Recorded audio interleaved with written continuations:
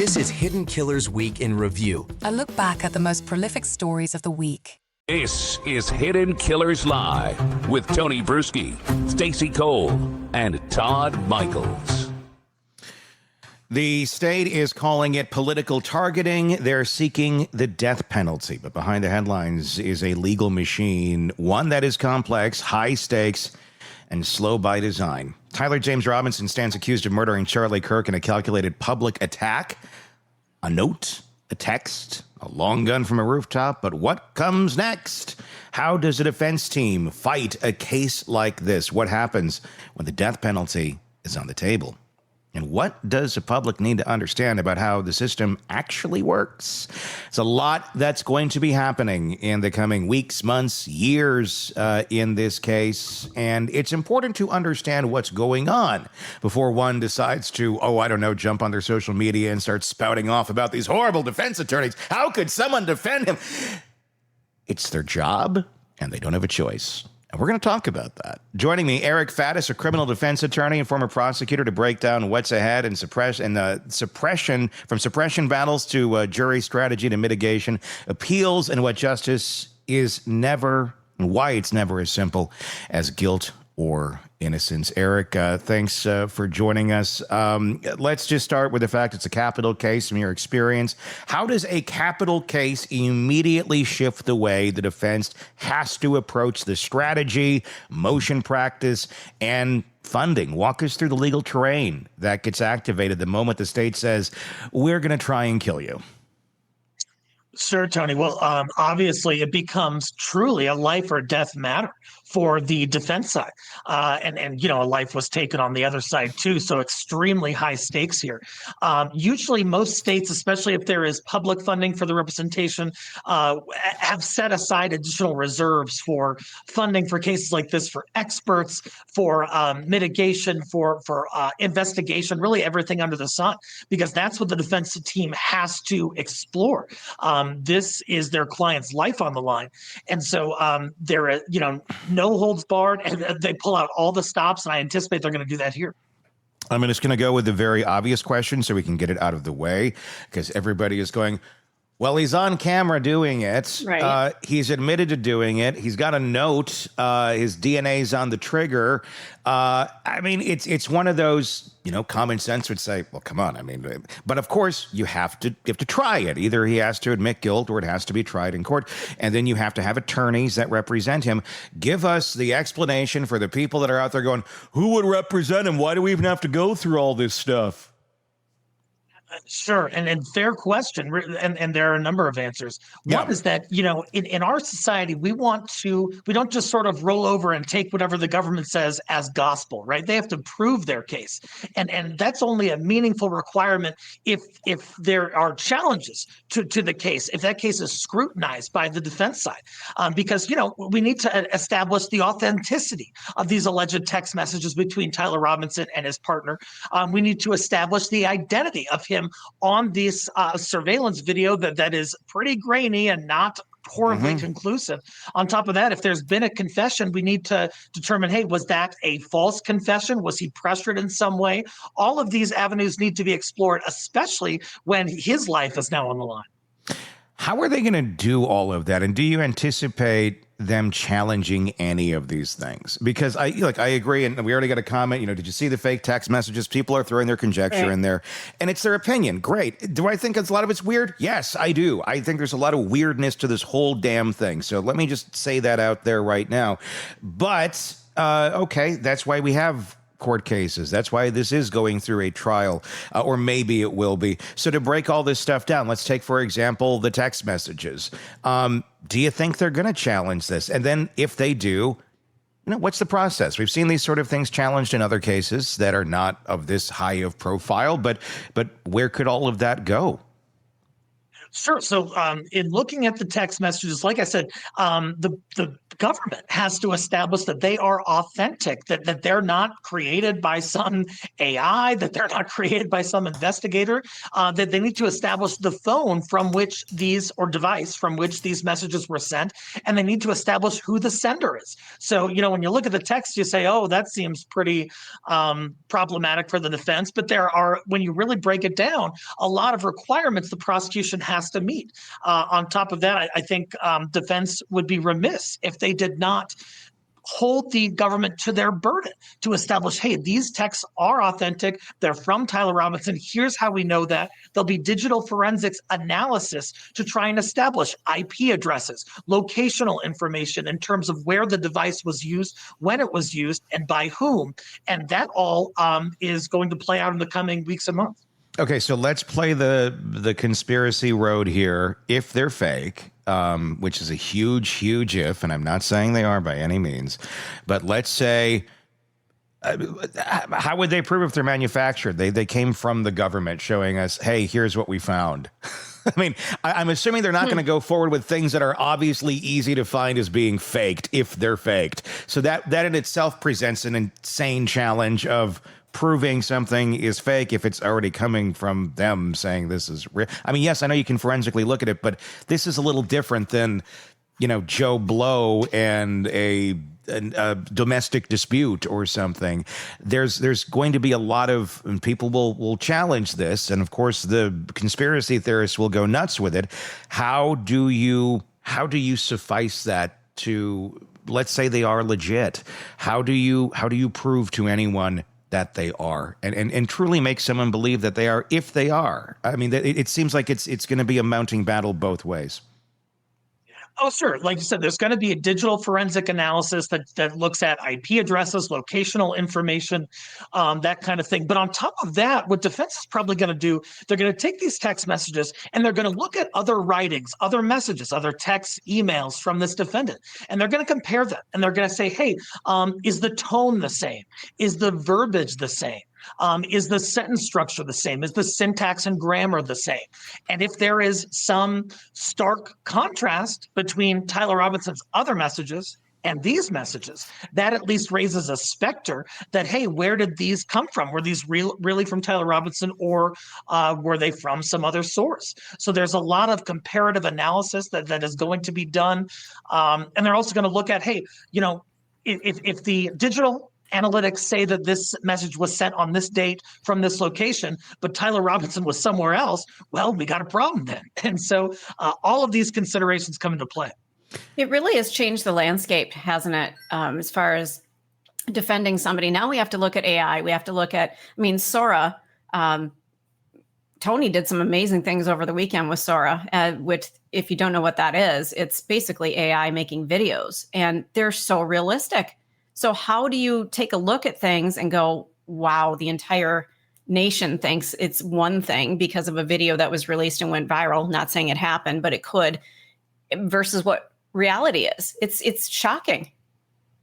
It's a critical point, Stacey, and I think that the emergence of AI is going to have a drastic impact in the legal sphere, in the political sphere, and in other contexts. Yes. Look, over the weekend, I saw this video that purported to show Stephen Hawking in his wheelchair on a skate vert ramp doing tricks. It's real. He did that shit.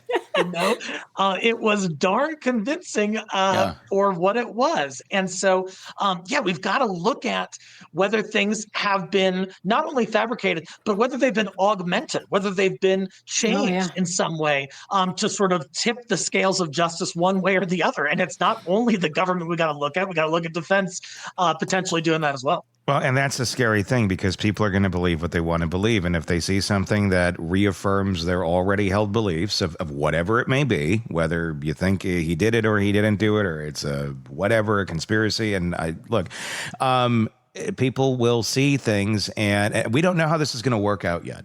We don't know. And then what I was saying, how it's going to work out yet, is how AI at this level is going to work out in our society yet. There was recently a movie on, I think it was on what was it, Apple, or it was Steve Carell was in it. It's about a bunch of tech bros, and the AI they created this thing. Basically, it's Sora, where you can create almost any situation, and it looks like a real news report, and people are believing things that are not actually happening around them, things that challenge their political beliefs, things that get them upset, make them believe someone is going after something they feel passionate about, and the world erupts into chaos. We're pretty much there. We are right there right now, where this could become reality, where people are going to start doing that. And the same with this. People have a hard time digesting, accepting, and believing actual videos, things you can prove, yes, and trace here's the security camera, here's where this was shot,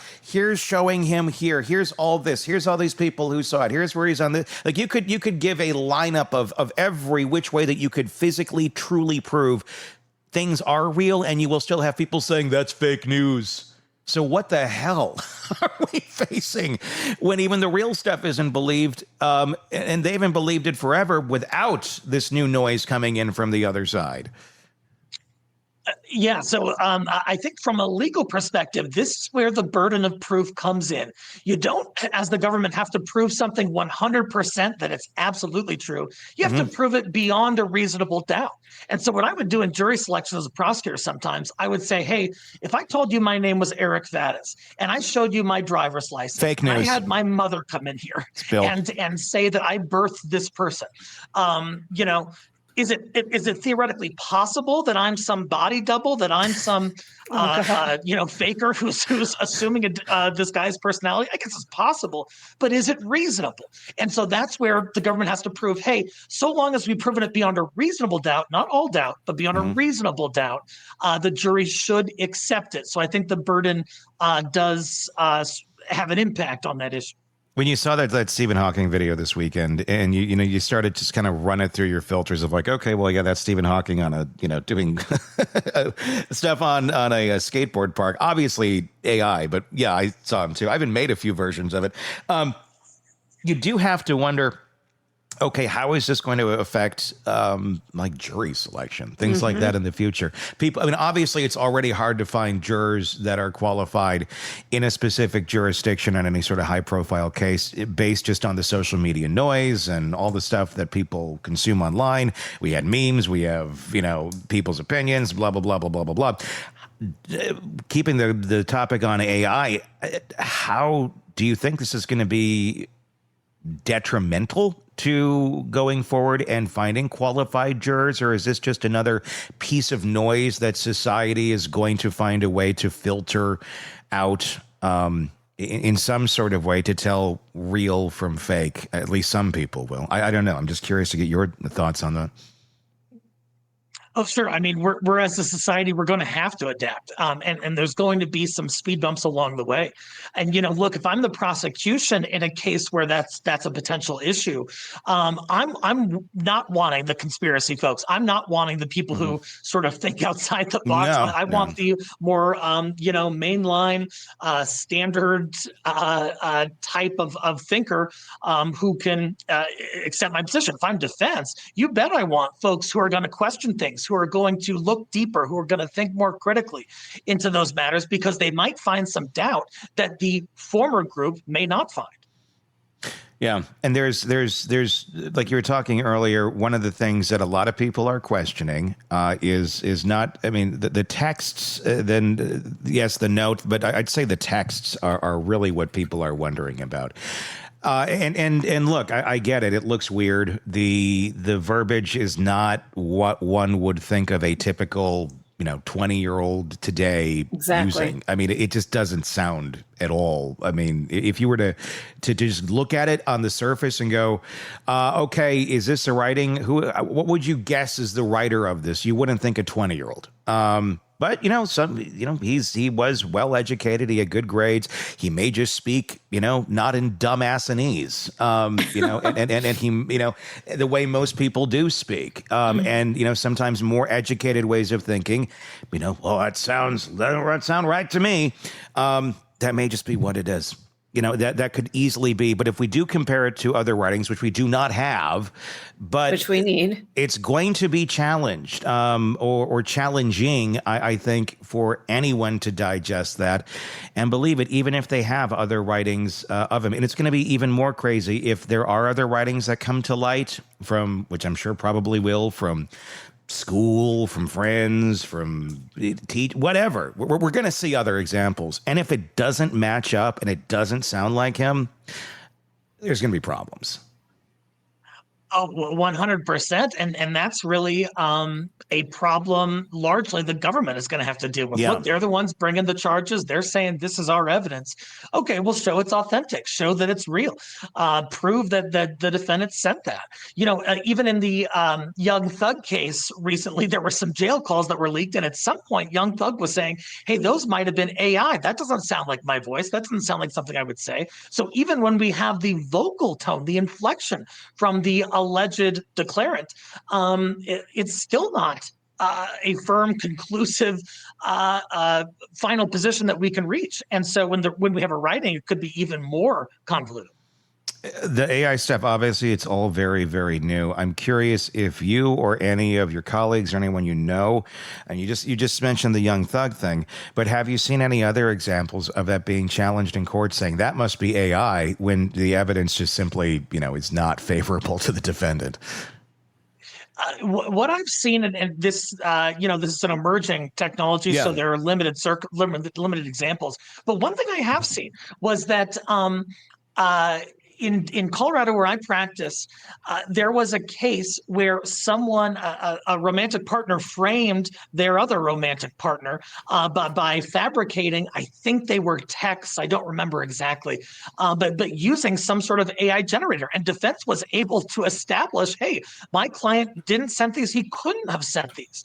And so that alleged piece of evidence was debunked. So I've seen it go that way. Certainly, it could go the other way as well. I just haven't personally seen such an example. What do you do about this, though? I mean, the other part of this case is he confessed to his family, allegedly. There was the family friend who, a priest or something as well, that helped bring him in. So you get a lot of moving parts over here. It wasn't a standoff where he's by himself, where he just walks in and turns himself in. You have a lot of other individuals that would be close to him in a family capacity, in a family unit, that have all been, accused of being part of this, not in terms of shooting him, Charlie Kirk, but in terms of being part of bringing this man to authorities. So there's that in clearer days would be pretty damn clear cut. Like, your family turns you in. That to me seems pretty strong. Or is it not? I guess it would depend if they were to back out of some of this. We still have yet to hear any sort of statement out of the family in any way, shape, or form, as far as I'm aware, in any of this. So important points on these alleged confessions. One, the alleged statements from Tyler Robinson to the clergy, those might be suppressed. Typically, there's a privilege in most states whereby you can disclose something to a priest and they might take action on it, but they can't be called as a witness against you. I think that privilege could apply in this case. And then on top of that, when we talk about the alleged confession to the family, what did he actually say? What were his specific words? And, you have on paper, he confessed to his family. That seems really strong. But then you get those family members on the stand and mom says one thing, dad says another thing. A sibling might say, hey, it was actually more equivocal. It was more vague. And on top of that, you have a potential motivation by a young person to want to gain attention, to perhaps to piss off his family. I mean, who knows? Right. There are all sorts of possible motivations. And so you have what seems like a pretty sacrosanct confession, but then that thing can kind of unravel as we get into the gauntlet of trial. Is there any chance that he didn't do this? Oh, I mean, in my personal opinion, I think there's still a chance that he didn't do this. Candace Owen, who is a prominent political figure, I guess you could call her, she has been rather steadfast in asserting that she doesn't think Tyler Robinson did this. There are some curious developments after this. A lot of people are saying that Erica Kirk, Charlie Kirk's widow, her presentation was different than what they would have expected from someone who was killed. I'm not making any comment on that personally, but I'm saying questions have been raised about whether this is actually Tyler Robinson or if there is something larger and more nefarious going on. I don't take a position one way or the other, but there are questions that at least should be asked. Sure. Is a lot of it just the public can't believe their eyes? They can't believe how simple this might have actually been. That you had someone who, through years of being not content, not happy, feeling put off, feeling offended, whatever, he obviously didn't like Charlie Kirk. So insert whatever feelings he's having right there, that had access to a weapon, had access to a key card to a building, which I want to learn about that. How did he have access to this building? And that may be completely legit. I don't know. And he used the powers he had. It was a very lax security. I mean, they're like, why didn't security? Because there wasn't any security. They didn't think ahead enough to try and prevent something like this. They didn't. They just did not. It was shitty security all around, and it wasn't the role of the campus to provide more than they already had. They only had so many officers they could provide. He had his own private security. He's not the president, so you don't have Secret Service protection around Charlie Kirk. So it was a crime of opportunity, and in theory, the opening was there that somebody did. He did exactly what he said. He saw the opportunity and he acted on it. And then people are reacting to that because it's too simple. I think in some mind, we think of things like this and we think, oh, people plan this forever. We think of like Oklahoma City. We think of the Unabomber. We think of 9/11. We think, oh, they're doing this and they're doing that because it must be much more nefarious. Not just some kid that has little problem-solving skills and is offended and has access to high-power weaponry and a key card. That could be as simple as it is. And then the Erica Kirk, too. Could it just be as simple as it is? This is how she reacts. This is how she reacts to trauma and tragedy. It's not how I would react. It's not how you would react. It's not how your sister would react. It's not how your cat's cousin would react. It's how she reacts. Like it or not, it's how she reacts. But everyone wants to judge what's appropriate or not, or what they think is appropriate, not by their standards. And then if it's not according to theirs, then it must be something's up and something's wrong. People not really accepting reality on reality's terms? Or is it, are we pointing out this just doesn't feel like reality? Because it doesn't. It's a very important point. Looking at Erica Kirk's response, she was thrust into the public limelight in the most tragic of ways, having just lost her husband. And then, who knows how a person would react to those circumstances. She is now at the helm of this Turning Point organization, which is a very large national entity. And she's trying her best potentially to make sense of it all and to navigate the next steps. And that could very well be what's going on. I think a lot of folks are a little guarded when it comes to, like you said, the emergence of AI, this sort of, I forget the word, alternative facts and, fake news and stuff like that. I think these things that have arisen in our society have caused folks to be more guarded about not just readily accepting something that is put on a plate and a nice little package in front of them. And so perhaps that is what's fueling some of the skepticism regarding the case, and it could be as simple as the government is portraying it. I think that's the scary part to a lot of us. Is like, wow, it could just be that simple that these sort of things can happen. People, it shatters comfort levels. It shatters, barriers that we have of what we believe of our own security when we find out, oh my God, it was that easy for this to happen? Yeah, it was that easy for this to happen. And that's the scary thing. I want to talk about the charges on this, the charging document, political targeting enhancements. That's not commonly used, but it is sometimes. How does political targeting enhancement, how does that work legally, and what kind of evidentiary burden does the state have to meet to justify that, and how does it help their case? Yeah, so I think the state's going to use it as an aggravating factor in the death penalty phase. How it works in a death penalty case is there's first a guilt phase. So really there's two trials. The first trial is the defendant guilty? The second trial is is death an appropriate sentence? And in that second penalty phase, the prosecution presents aggravating factors. This will be one of them, that this was a politically motivated assassination, and that makes it more serious in the eyes of some. And so the government will have a burden of establishing at the penalty phase, if they get that far, that the aggravating factors beyond a reasonable doubt outweigh some of the mitigating factors. And there are mitigating factors that the defense is going to put forward. Do you think this is ever going to actually reach a trial, like in a courtroom, or is this going to be as many cases? Because the evidence that does exist, if we are to believe it, if we're to accept the government's case and say, okay, you got the DNA, you got this, you got that. I mean, it's a pretty clear cut. Like, you're not going to win fighting this unless you try to nullify a jury, which I don't think that's going to work at all in this case. If this is the way it is, do you think we're just going to end up with a plea deal to take to take death off the table? Let me ask you that first before I go to a follow-up. You know, Tony, I think a plea deal is less likely in this case than it may have been if this case happened 10 years ago. One reason, for better or for worse, I think there is some political aspect to everything going on. You know, the Utah governor, who's Republican, has said that he wants the death penalty. President Trump, who's Republican, has said he wants the death penalty. Charlie Kirk was clearly a Republican, the victim, alleged victim in the case. And so, you know, there's more pressure on that side to drive this all the way home if they can. And in order to do that, they would have to not extend a plea offer. And so I think a plea offer is less likely in this case, but prosecution has some exposure. There's no guarantee they win at the death penalty phase.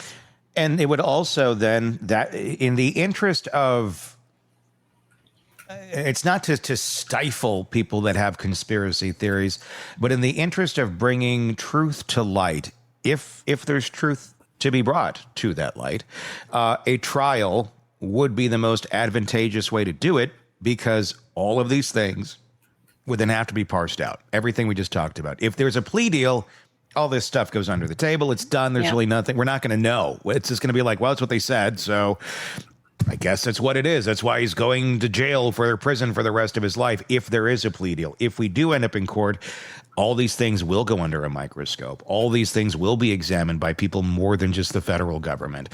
If in fact they are going to try and fight and say he's innocent, but we don't know. We don't know where that's going to go yet, obviously. Yeah, right. And I think, you know, that's the central purpose of a jury trial, is to find truth. Now, does it always find it? Absolutely not. But in theory, that's the objective. And what happens, like you said, is that evidence would be scrutinized. It would be challenged. There would be alternative, plausible explanations presented by defense, and the jury would have to weigh, hey, is this what the prosecution says it is? Or is there reasonable doubt as to this alternative explanation for whatever is being presented? So yeah, that's when it comes down to it in that jury trial. It'll be very fascinating to see how that works. Let me ask you this. The attorney that has been appointed thus far to this, obviously they have to be death penalty qualified. And they've been appointed. Again, I want to make that clear. It wasn't like somebody said, hey, pick me. It's what the hell do you think's going through that poor person's mind right now as they're realizing, oh, my God. Now, I mean, because like nobody's going to, plenty of people will understand this is a person doing their job. This is what they have. But the other 80-90% of Neanderthals will be like, screw them. They're, you know, it's like, okay. I don't envy that person at all. What do you think they're dealing with? They certainly have an uphill battle ahead of them. But you know, in thinking about other cases, you look at the Aurora Theater shooting case, James Holmes in my home state of Colorado. And, you know, that guy killed more than 10 people. And it was, the evidence was pretty compelling that it was him who did it. And the government still did not convince a jury to sentence him to death. In fact, it was George Brockler who was at the helm of that trial for the government. I just beat him in a homicide trial. he didn't do a great job in that case. But with the Worth shooting case, even though it seems very clear cut, that doesn't mean that there is a foregone legal conclusion of death. The defense still has some legal traction, not only to challenge the guilt of their client, but also to try to spare their client's life at that penalty phase. So even though it appears very overwhelming, there is still a lot of work that can be done on the defense side. Lots of questions, lots of possibilities for where this choose your own adventure book may end up going. And it's scary to think about. Eric Faddis, thank you for your insight on this. Let us know your thoughts in the comments section, wherever you are listening to us. Be sure to press subscribe and let us know your thoughts on YouTube. Just search Hidden Killers with Tony Bruschi. Moving on now, the prosecution's case against Kouri Richins just took another serious hit. Eric's here to talk with us about all of that. And their key witness, Robert Krauser, has now recanted, saying that he never sold fentanyl to the housekeeper at the center of the state's supply chain theory. That single reversal undercuts a narrative that prosecutors have relied on for over a year. But with a toxicology report showing 5 times a lethal dose of fentanyl, no physical fentanyl recovered, and 26 additional financial crimes on the table, where does this case actually stand? We're going to dig into this now. Eric Faddis, defense attorney, former prosecutor, is with us to continue to dig into this one. It's been a while since we talked about it. How big of a blow is this to the prosecution, or is it not, to the murder charges that they're trying to bring against Kouri Richins? You know, it's clearly significant, and I've said it earlier today, but a case might look really good on paper, but then once you get closer to trial, some things can go south. Some things can turn on you that you don't expect. Here, we have a witness recanting, which damages the government's case. That witness was the alleged initial source of the toxin that Kouri Richins used to kill her husband. So that's a problem. It messes up the sequence of events, sort of that's a sequential chain.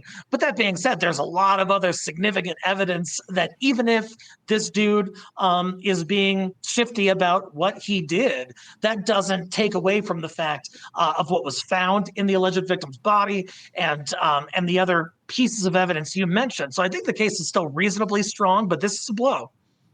Yeah. How much? Well, go ahead, Tony. No, I just said, yeah, it certainly does deal one. Go ahead. I'm curious. It's been a while since we've talked about this case. What does the authorship of her book have to do with any sort of defense? Does that come into play that, look, she was feeling so much trauma over losing her husband that she wrote this book with her children. This couldn't be a woman who allegedly killed her husband. How does that book play into this? And I know we probably have covered this at some point a long time ago, but it's been a while. Stacey, I think both sides are going to have their own interpretations of the book and what it means for the case. On the prosecution side, hey, what's a really smart way if you killed your husband but really don't want to be blamed for it and want to actually come out, smelling like roses from that? You write this kind of book where you're trying to sort of pacify a child based on their father's death and make things all better. If you're the defense, you say, hey, this was a sincere expression from a widow who just lost her husband, who is now being blamed, who has subsequently been blamed for that. But these were her thoughts in terms of how to show compassion for her child and help the child adjust and help other kids adjust. That's a good thing. So there are multiple interpretations. Will depend on which one the jury accepts. When someone recants their testimony like this, he gave a reason. He said, I was in recovery. I was, fresh into it at that moment in time. And yes, I said that, but it wasn't accurate at that moment in time. Okay. I mean, a lot of people based a lot of decisions on your testimony at that moment in time. Why did you change it now? Why did you not know it at that moment in time? I mean, this is a story. This is a case where there's already a lot of accusations of Kouri trying to steer this case from behind bars with the wag the dog letter, things of that nature, trying to get people to say things certain ways. At least if we're to read the tea leaves that way, and it is what the state is saying it was about, and not just some sort of plot for a book that she was writing, which would be the worst book in the world. So I guess, how do we know what the motive truly is behind recanting that testimony? And do they dig into that at all? Can they dig into that at all? Or is it just, well, that's what this person says. It holds no more weight than, I guess, him saying, he did deal the fentanyl versus not dealing the fentanyl. Again, it's just his words, one way or the other. Those motivations will certainly be inquired into during the jury trial phase by defense. And look, human beings are often terribly inconsistent. We like to think that, we have this case file and it says, this person said this and that helps our case and he's going to say that at trial and things are going to be great. But human beings are all over the place in terms of their statements, in terms of positions, shifting opinions, different motivations, and all those things come into play. The question will be, do those variances give rise to some sort of doubt that is an approximation of reasonable doubt? I don't think alone that recantation does that, but if defense can use that in addition to other inconsistencies, prosecution might have a problem. The absence of any recovered fentanyl pills tied to Kouri has been repeatedly reported in this. But we have to remember the context of the case, too. Kouri was a free woman for quite some time. After this, she had a book. She was doing TV appearances on the local, Good Morning, wherever, shows. And so no fentanyl recovered later. There's plenty of time to get rid of fentanyl if you had any in the house. Right. There wasn't like we're busting down the doors right after he died. What do you have here? How strong of an argument is it by the defense of, well, you didn't find any fentanyl in the house? Like, yeah, you probably didn't find any, murder weapons and bloody gloves and shit in somebody's house either if they committed a crime like that and you arrest them several months later. Oh, right. I think it's not terribly significant for the defense, something they'll put forward. But gosh, when a person commits a crime, it's reasonable to think that they might try to cover their tracks, that they might try to dispose of evidence that could link them to that crime. And especially when you have this interval of time that Kouri Richins had, she had many opportunities to do that. And so I think the prosecution will be able to sort of neutralize that fact by saying, yeah, but, if a person did this, it's reasonable to think they would have made sure there was no evidence, sitting in their dresser drawer of what is essentially the murder weapon in this case. What about the earlier accusations? And again, it's there is no toxology to show that any of it is true. There was the accusations that on Valentine's Day she tried to poison one of his sandwiches, and that was relayed through basically him telling a family member or friend, I forgot which it was, that I think she might be trying to kill me. If anything ever happens to me, look at her. I'm just kind of paraphrasing what was allegedly communicated there.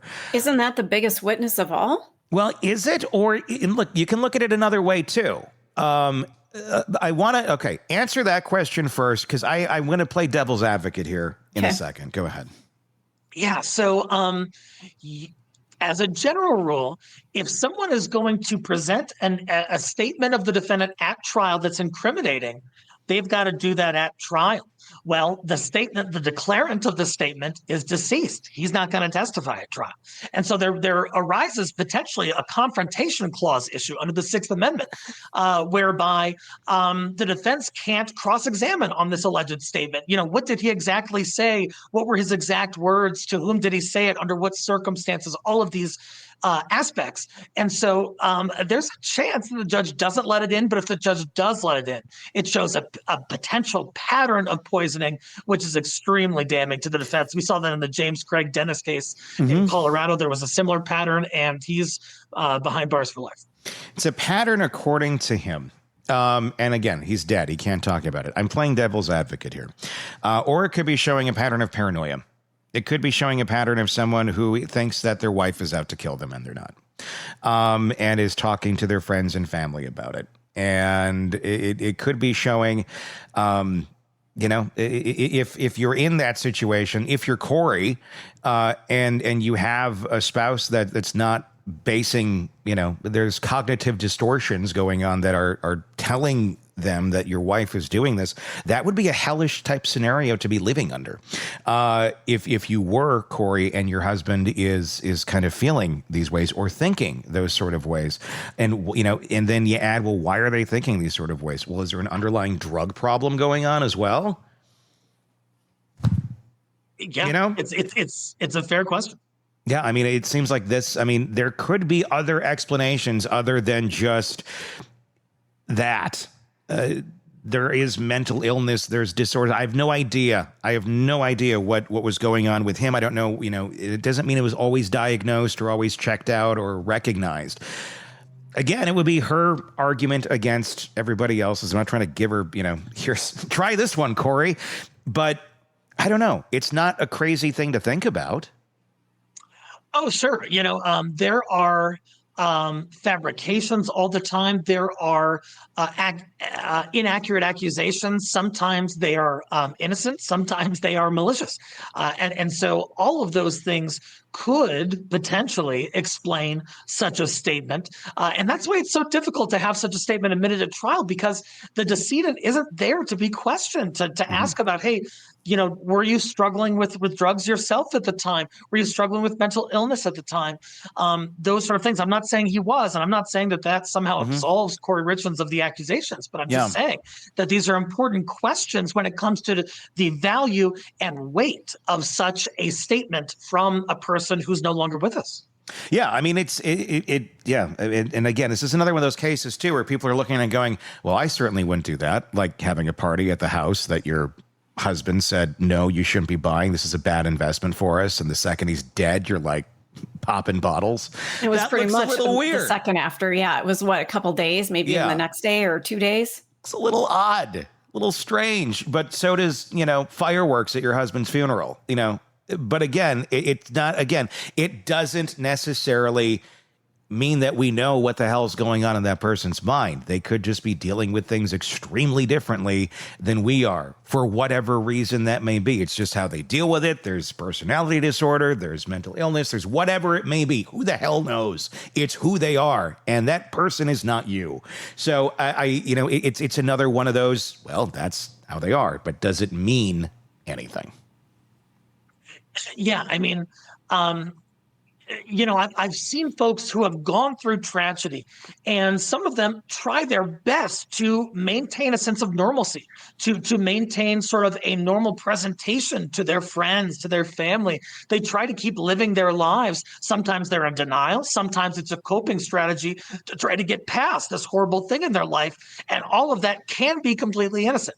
Now, on the other hand, it can be very incriminating when, it appears that a person has moved on so quickly that the inference that some could draw is this person wasn't that bummed out by her partner dying. And oh, look, there's these other pieces of evidence that kind of suggest that she might have had a hand in that. When you put those together in a totality, that's when the jury is hopefully going to see the real truth, whatever that truth is. And look, I'm going to throw this other horrible one in here, too, for this case. Again, I know nothing about them. I have no idea what their relationship was like. I have no idea what he was like.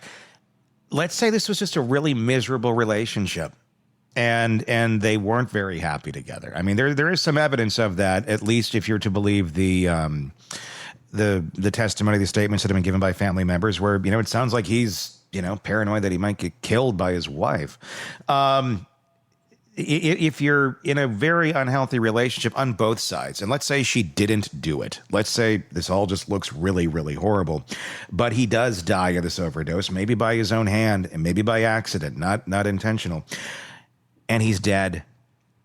But for a second, let's say you're living with a spouse that you detest, that life is a living hell for whatever reason, whether it's their fault, your fault, a combination of faults, whatever, you're just in a miserable state. And they die suddenly, unexpected, and you had nothing to do with it. And maybe you're kind of relieved because that fucking nightmare is over. Wouldn't be the way everybody reacts, but I can certainly think of several people who would or could that are not evil human beings that, if you're going through hell and the relationship is already heading towards a divorce and this ends up being the way out through a horrible accident, not everybody is going to be, oh my God, this is the worst thing in the world if you were already wanting out of that relationship. And it also doesn't mean you murdered them. Right. Totally. And I think that that's why we have to be cautious in terms of how much weight we're placing in these human reactions like this that can run the gamut. There is a whole spectrum of how a human being could react to such an event and its influence, like you said, based on the relationship dynamics, based on the circumstances of the person, based on any number of things. And so we've got to be careful. It's the same thing with Eric and Kirk. Some people raise some eyebrows and that's okay. But in terms of her reaction, but I think we got to be careful in terms of how much weight we place in it, because it's so unpredictable how a human being might respond, especially under such grave circumstances. Yeah. Yeah, I mean, completely. I want to talk about one. The reason that the recantation is getting so much attention right now from the individual who says, I didn't ever sell fentanyl. I was selling Oxy, was because the accusation is that this recantation took place in April. And we're in October, and the defense is saying we just found out about this now. This somewhat, and they're saying piece of evidence, exculpatory piece of evidence here. We're just finding out about this now. They're arguing it could be a Brady violation. Is it, or is it the defense? We're going to say it's a Brady violation. It sure kind of looks like it could be. That's a big deal to not turn over a piece like this. Is it not? Or are they doing their job and, they're playing this to the media a bit, making it bigger than it actually is? Well, I think constitutionally, it's a significant problem. Yeah. As you alluded to, there are cases, including the Brady case and its progeny, which essentially state if there is evidence that tends to negate the guilt of the defendant, and the government has this in their possession, not only do they have to turn it over, but they have to take reasonable measures to turn it over promptly. It's not something you can kind of hold close to the vest until the 11th hour and then say, oh, surprise. So I think that that's a problem. They should have turned it over before. I can't think of a good explanation why they didn't. And if I was defense, I'd be raising hell about it. Absolutely. Now, is it a complete game changer? Does it prove she's not guilty? No, it doesn't prove that. But it is a material withholding of exculpatory information. And we're talking about a level playing field. We're talking about a murder case. That's a big violation on behalf of the prosecution. In terms of what the remedy is going to be, that's what the judge will have to decide. Another thing that's being emphasized so much is the financial motive in this case, that there was a lot of debt, and usually the equation goes debt plus motive equals guilt. And that's obviously is not always the case. And I question that a little bit, especially when we're talking about debt. It's not like there was, a lot to necessarily gain here other than control and her ability to get that house, and when her husband said, no, honey, we're not going to put our money towards that. You have that there. But when we're talking about debt, wouldn't you be better served to have the spouse still alive and then get divorced and then split that debt rather than have it all pile on your ass when your husband's now dead? Because that's simply what takes place in this scenario. Unless the life insurance policy was such that it would clear out that debt. I think that's being questioned, though, too, and I don't know what was there in terms of policies. Yeah, all important considerations. But yeah, I think you raise a good point that there'd be better ways to address the debt than just offing your husband. However, if there were other motivations involved in addition to that, and there was a way to secure life insurance policy and to benefit one's own monetary position through the death of their spouse, then that could be seen in that incriminating light. But yeah, I think debt is used oftentimes in these cases, and there's not always the best logical connection to, oh, they were in debt. That means he killed her. Well, why there's a bit of a non sequitur there, and the prosecution is going to have to sort of fill in that gap. Yeah, it's kind of got to play it out, like what really is happening. And it doesn't mean like they didn't kill them and thinking this was a great idea and not really playing it out in their mind going, wait a second, that's not a great idea.